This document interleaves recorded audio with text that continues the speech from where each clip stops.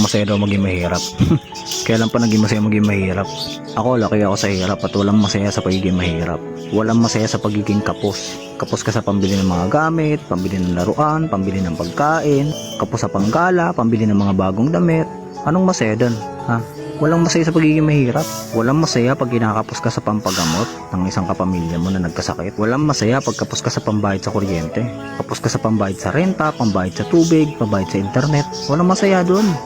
Kung totoo na masaya maging mahirap, bakit halos lahat tayo nangangarap na umasenso? Pero laki ako sa hirap. Alam niyo kung anong katotohanan? Hindi masaya maging mahirap, pero madali makahanap ng kasiyahan pag mahirap ka. Pag laki ka sa hirap. Pag lumaki kang kapos at salat sa lahat ng bagay, madali mo ma-appreciate yung mga bagay na dumarating. Kaya pansinin niyo yung mga mahihirap, pakunti-kunting achievements, may celebration agad.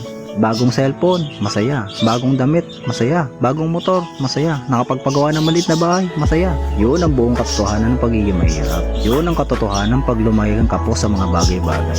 Mabilis mong appreciate yung mga blessings na dumarating. At hindi mo iti-take for granted yung mga biyaya kasi hindi ka lumaking sagana.